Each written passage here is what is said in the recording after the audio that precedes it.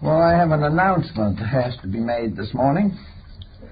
I am told by an authority on the subject that the book sale is over with the beginning of this lecture, and that the remainders will be taken down into the front office for those who wish to examine them later. We have to clear it upstairs because of the auction sale. They want to put some chairs up there so you can sit down for that. And there will be a number of interesting books on that sale, which we hope you'll be interested in. For instance, Babbitt's Light and Color in the original edition is a very rare book. There are a number of rare books by Waite, Raphael, and some works on palmistry, long out of print by Cairo, and scarce editions by a number of different authors whose writings are seldom, if ever, found. This auction will be held around 1:30 in the afternoon upstairs, and you're all invited to attend. The interest in this is very important to us because it constitutes a source of revenue by which we can repair library books that are in need of rebinding and also advance our publishing funds, which are not too abundant at the moment. This morning we have an interesting subject which I think has rather important practical implications here and now. We all know that a great change occurred in Europe at the time of the Protestant Reformation. At that time, the authority of the Roman Church to control the minds and destinies of most of Europe was broken forever. This power ceased, but nothing took its place. After the passing of a little time, Lutheranism took over as much as it could, but it was an entirely different type of belief. It was unable to meet the challenge of complete control of the religious life of the European people. Very soon other Protestant reformers began to appear, and a conflict of beliefs resulted. And this conflict has come down to us as a priceless heritage. Also very much in this period was the great period of war. Europe was in war most of the time in the early years of the Protestant Reformation. The 30 Years' War was a terrible experience for all concerned, and as might be expected, it was largely involved in religion. This problem brought many people to the realization that there was great need for some basic change in religious outlook. The collapse of the power of the Roman Church also had a strong effect upon secular matters. It began to undermine strongly. This change brought about a minor and later major change in the theory of governments. The divine right of kings gradually faded away, and the church and the secular governments both lost their totalitarian authority over the lives and thoughts of people. In this particular period of things, there arose in Europe a compensating factor. It suddenly became obvious to a great many persons that where leadership was removed, the individual had to stand on his own feet. It was as though Europe had come of age, that it could no longer depend upon a complete parental umbrella controlling, directing, and enfolding the people. It became necessary to begin a new way of life in which faith became increasingly personal. This is also clearly set forth in the great utopias that appeared in the 16th and 17th centuries. These utopias were imaginary worlds of religious, philosophical, and educational integrities. The utopias were worlds in which principles, truths, and ideals were to have sovereignty. The first of the utopias, of course, came from More and was possible because of the freeing of England from the power of the Church, which was finally lost through the destruction of the Spanish Armada. In any event, the utopians were a people of good hope, and almost all the utopias had to do with the improvement of society.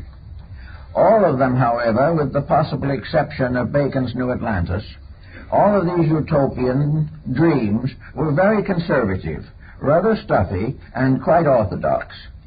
They were well intended, they were a great advancement over previous conditions, but they were also little tyrannies of themselves.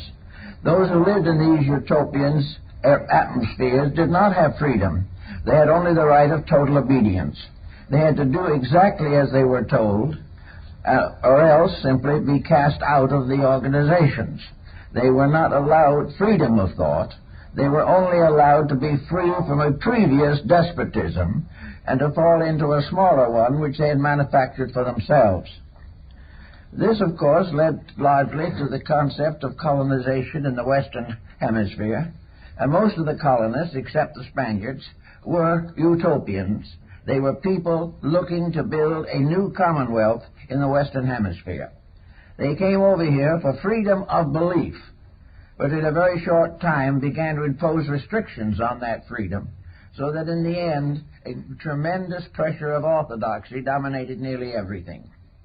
So the great dream of a utopia was gradually lost, and the people were forced to come back to another pattern of life.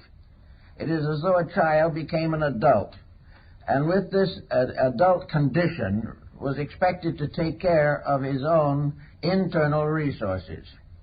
This the average person was unable to do. The result was a gradual emergence of countless creeds, arising from private and personal convictions about truth, about religion, about God, and about the purpose for human destiny. All of these groups were more or less alike in most matters, but the dissimilarities were sufficient to separate them into very often conflicting groups. All of this leads down to the rise of mysticism in Germany and later in England, and particularly in Germany with the works of Jacob Boehme, and in England with the works of William Law. These mystics were in no sense of the word ordinary visionaries. They were not mediums, they were not psychics, but they were convinced that it was possible for the human being to have a direct internal experience of truth. Boehme went so far as to qualify this by the concept that he could find within himself that truth which was natural or proper to himself. Therefore, there might be different interpretations of truth. But if they came from within the person, they were largely suitable to his own personal needs. Well, this went on for a time, but then other factors began to intrude themselves. And finally, we find the rise of the new dispensation of dominant beliefs. We no longer had the power of the absolute divine right of kings, but we had political instruments that were becoming more powerful every day, and in many instances were just as tyrannical as the monarchies which they sought to overthrow.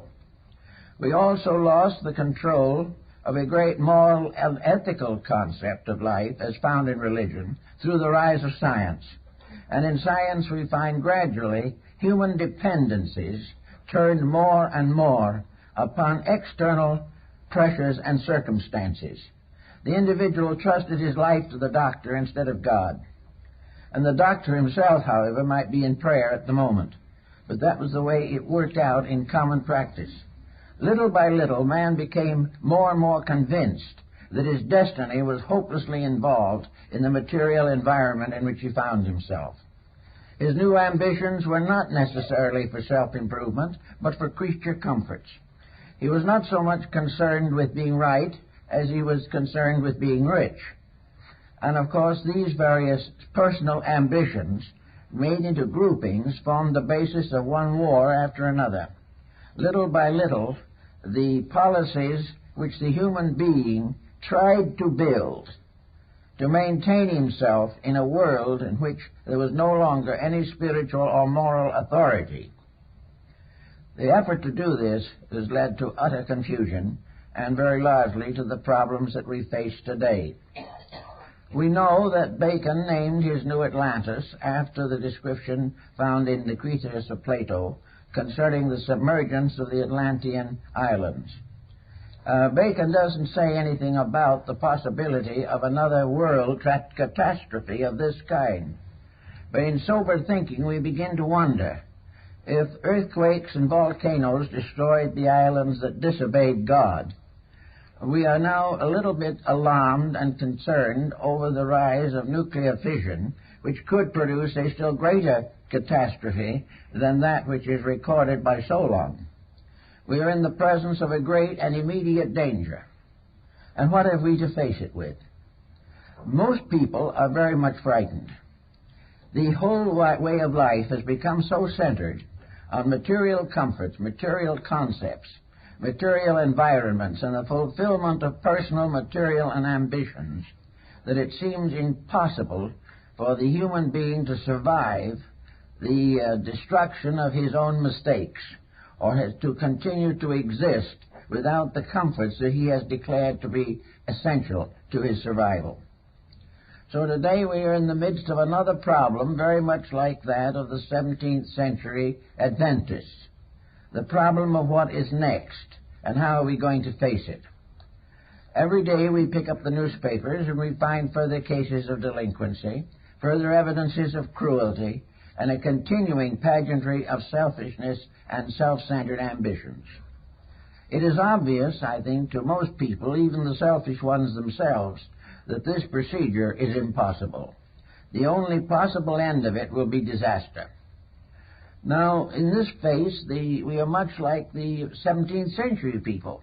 They felt that the loss of their religious life and so forth was a great disaster. But they were determined to create a reformation that was to make this progress rather than destruction. We realize that they accomplished something. They did open the way for a complete revolution of knowledge and opened the way to most of the advancements in science and arts, literature, music, and so forth that we know today. But on the other hand, we are not exactly of a mind to make some kind of a major religious or spiritual step in the advancement of our problems. This is one of the things we face today. What is the only hope of the individual in the present situation?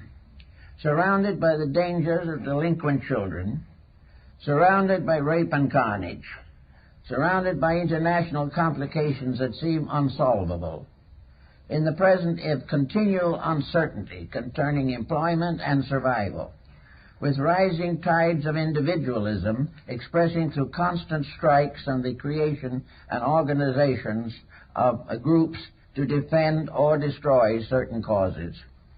The answer is, what is the private citizen to do? He is in the presence of what might be called a tremendous personal emergency. An emergency of learning to understand the reason for the conditions as they are. And what is he going to do about it? Those who feel that the answer to the whole thing is annihilation are not certainly thinking very straight.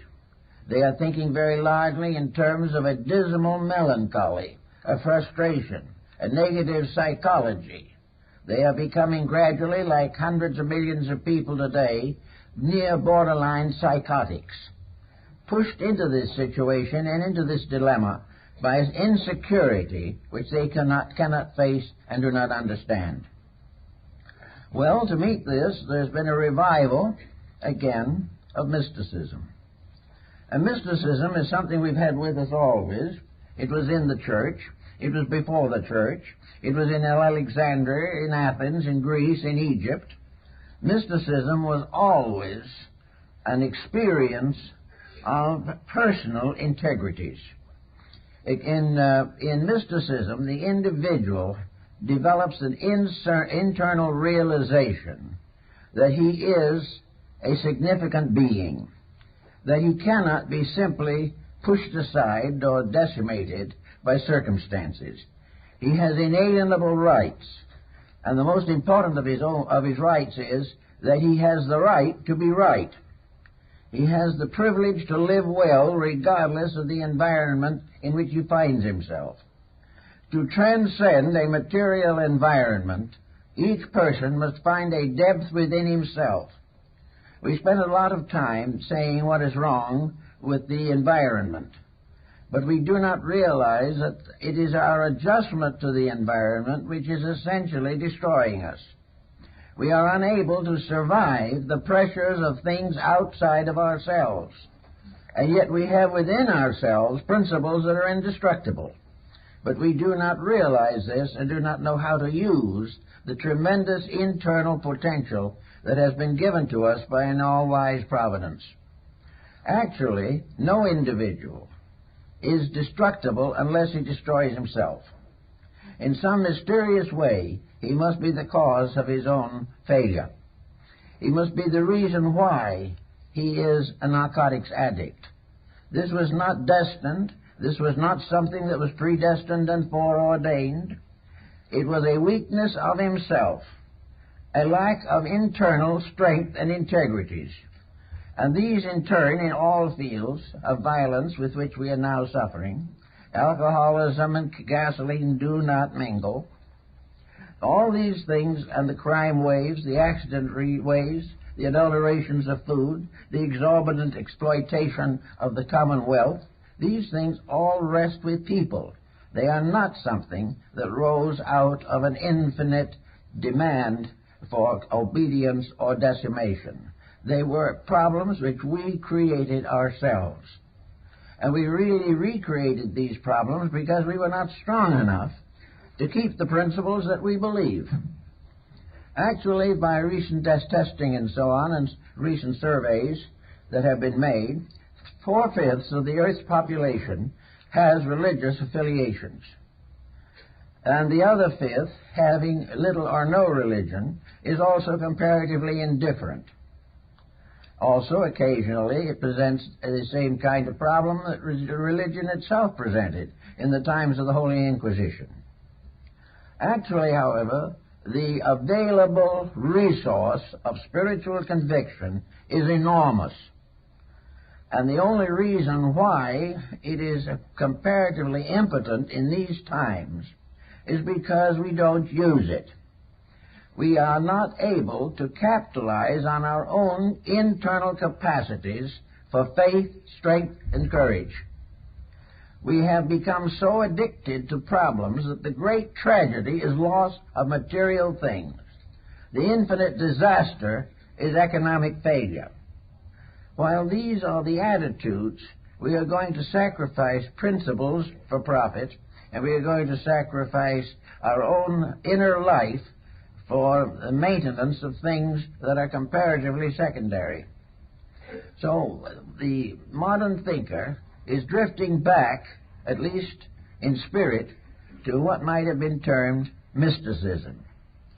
It was not the so-called false or shallow mysticism that was decried by Nicholas Mary Butler. It is a mysticism based upon a study of what is inside of the person, a realization that every physicist must ultimately face, namely that the human body itself is an unsolved mystery. We can take care of just about every part of the body except that which dwells within it. And as long as that which is the dweller in the body is sick, the body itself cannot remain a healthy and normal cooperating structure.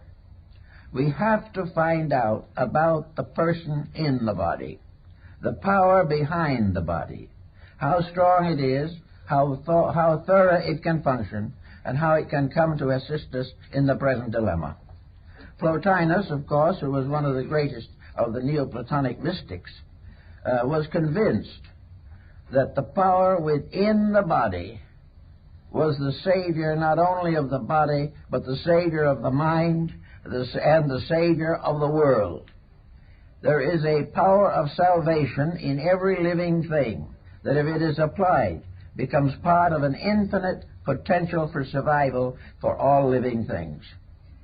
In other words, if we could find the link and serve the inner life as well as we have served the outer compromises that have come to be considered normal, we would find a very great difference in the world affairs which we now face with so much fear and anxiety.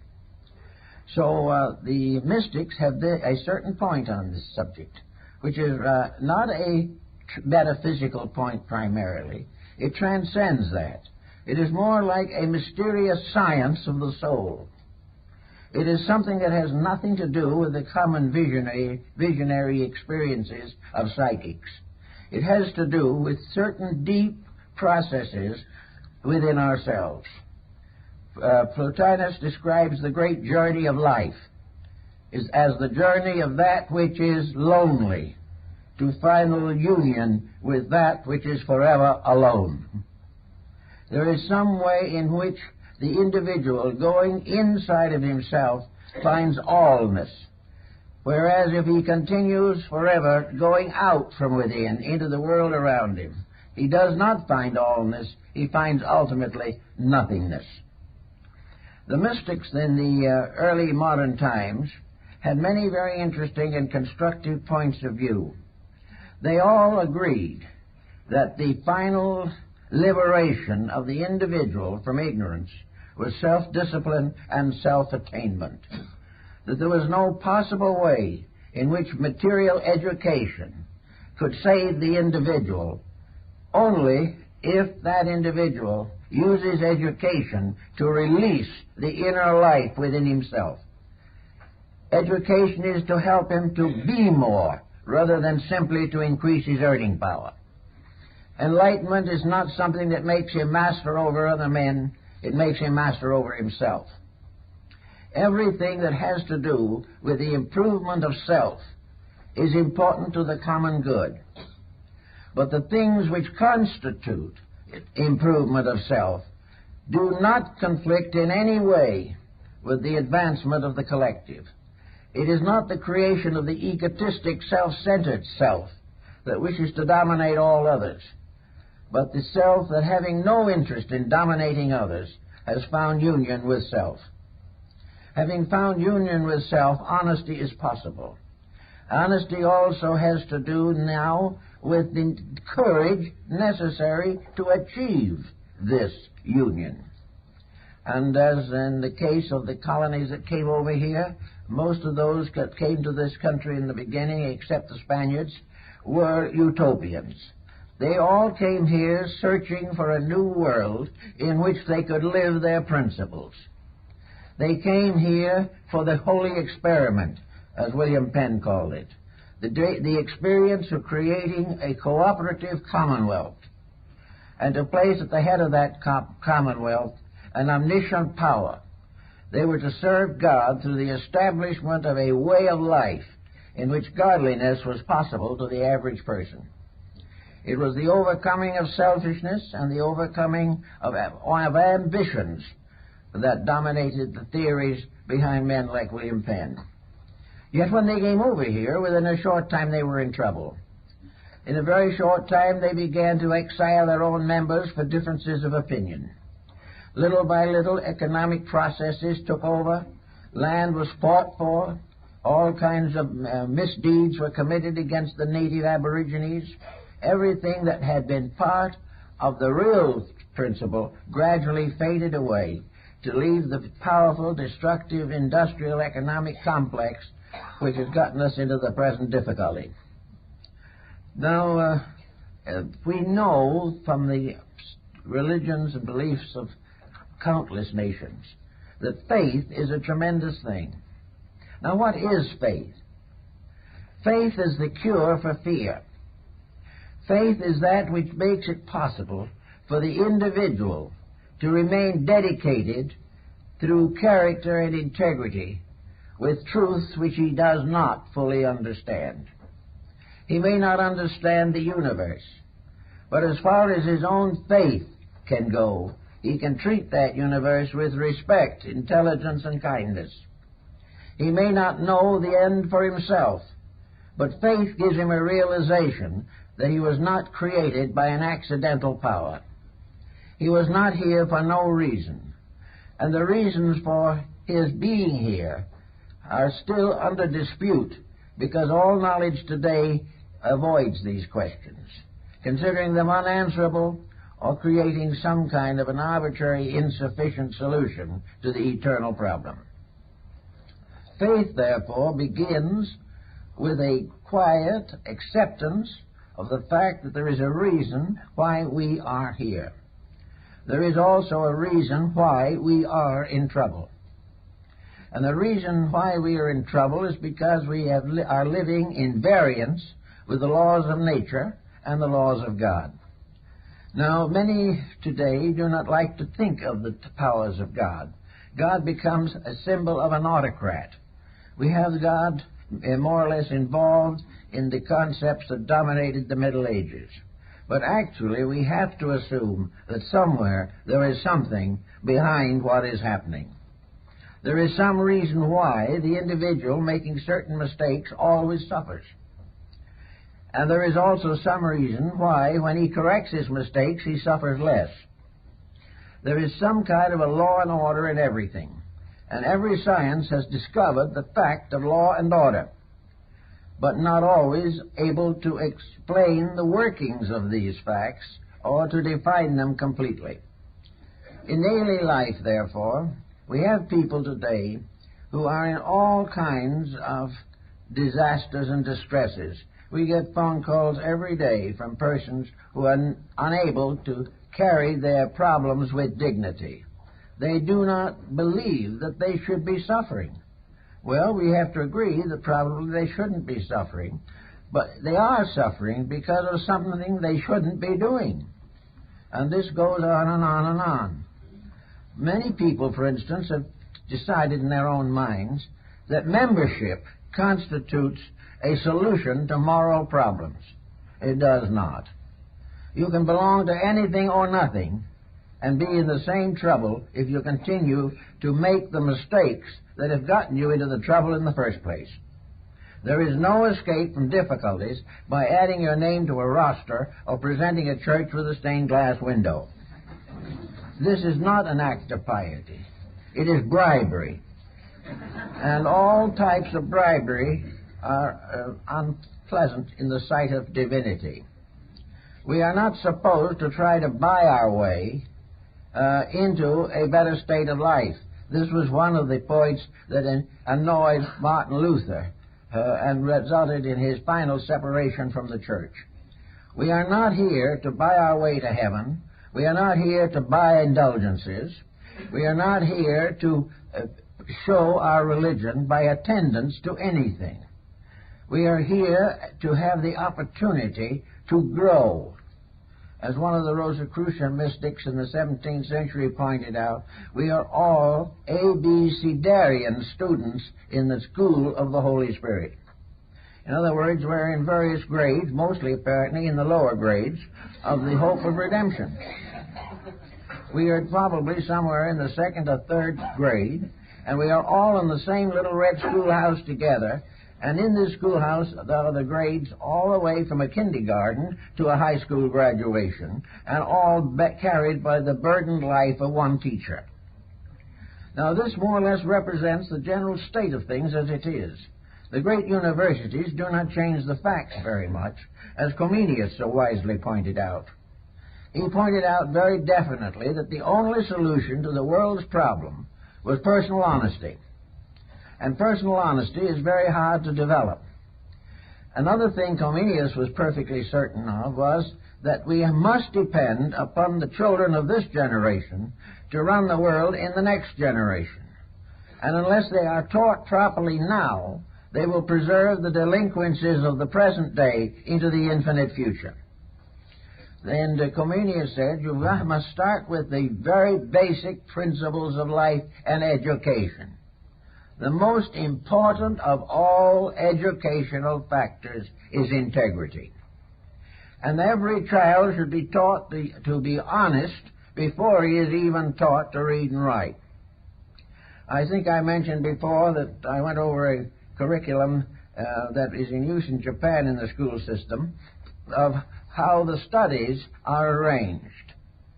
And the curriculum for the grade school, which more or less corresponds to the German concept of the gymnasium, the curriculum for the grade school was integrity reading, writing, and arithmetic. Integrity first. Honor before spelling, honor before adding and subtracting, and the use of adding and subtracting to maintain honor. And you go to the college, it was the same. Before the geometry and the calculus came integrity, all the way through the educational system. Now, this integrity principle is very hard to teach a person who has seen his own parents in trouble all their lives, who is a product of divorce or desertion, or whose education is limited to a school system in which all references to religion are regarded as unrealistic. The Comenius, who was the father of the present public school system, made it very definite that the beginning of a good life was to believe in realities, to honor that which is honorable, to obey the laws of the inner life as well as the codes of national conduct, and to know that forever throughout life we are living part of and involved in a tremendous integrity. If we violate that, we are lost. And the only way we can find out that we are lost is through natural punishment, which is in the form of suffering.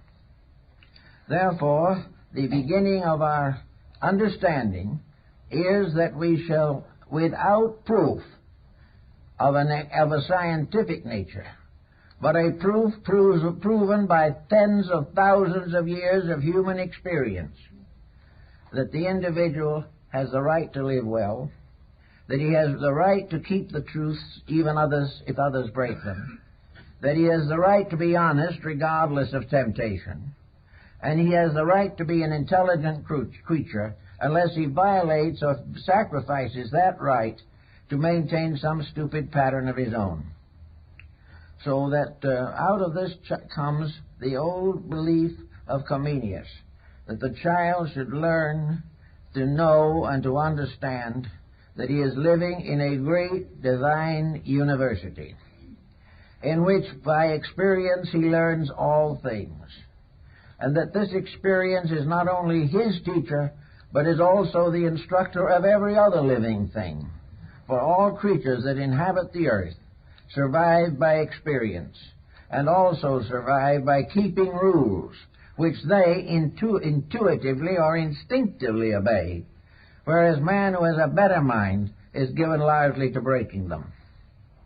So we have the great need for a recognition of faith, a faith against defeatism, a faith against the gradual collapse of our personal lives, the breaking of our homes, our disappointments in children, rising crime, mutilation of property. All of these things exist. And they exist because something is wrong. And that something that is wrong is a higher intellectualism on one side, which has denied the integrities that we most need, and an extravagant economic materialism on the other that tells us that the most important thing is to be rich. Lord Bulwer-Lytton, in one of his stories, tells us the story of the young man whose father taught him that there was nothing important in life but money. He should get it, no matter how, but he should get it. And as a result of long indoctrination in this concept, the young man killed his father to inherit his fortune a little sooner. And this is very largely what we're doing. This is our problem. And the only way we have to get out of it is to believe there's something better. And the moment we believe something better, we are believing by means of faith. It is faith that reveals to us the possibilities of all good.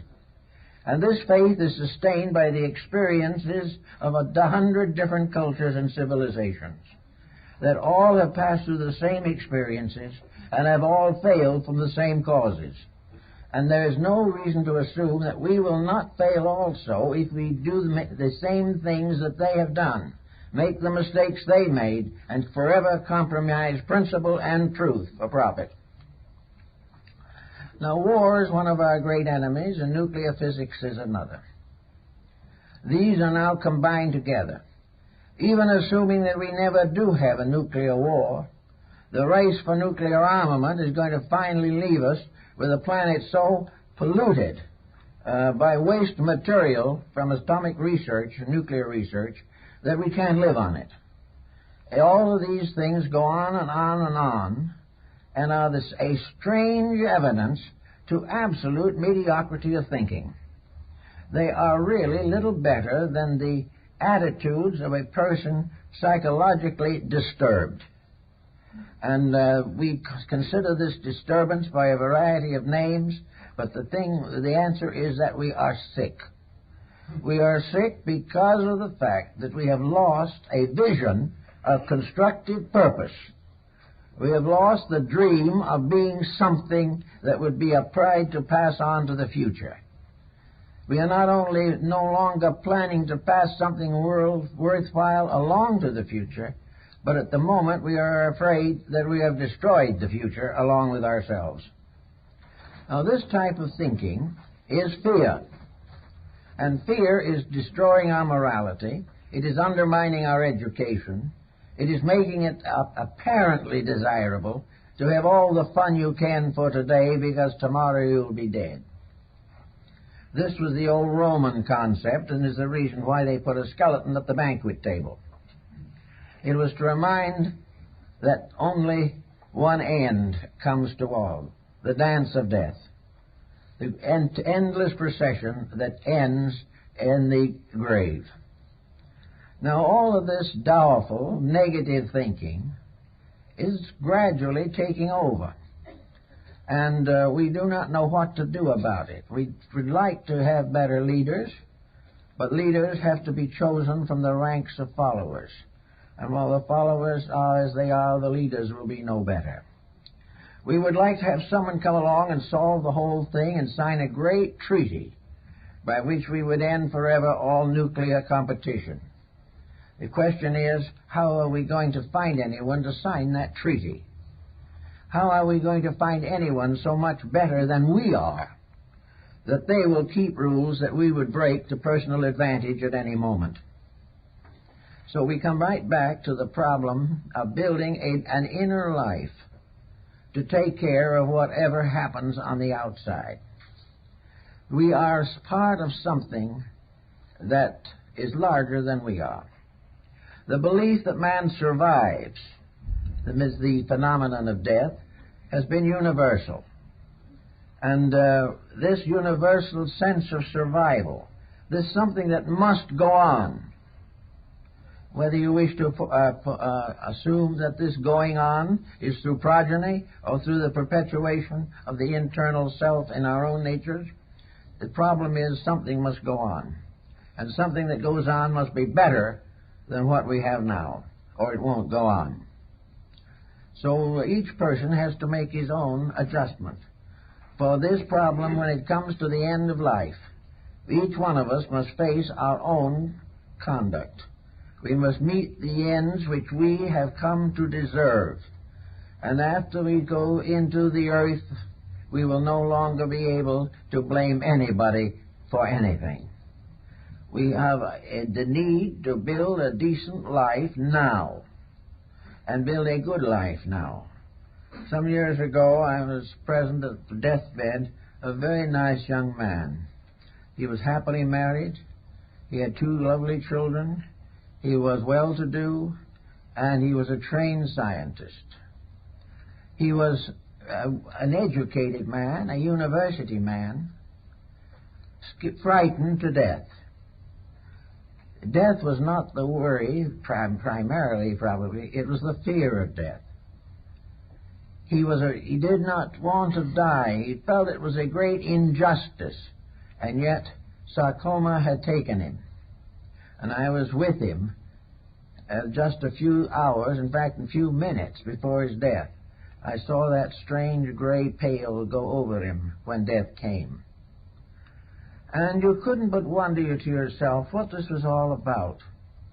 That this individual went out of this world frightened to death, went out of this world feeling that it was entirely impossible that this could have happened to him, when he had proof beyond evidence that he was a successful man.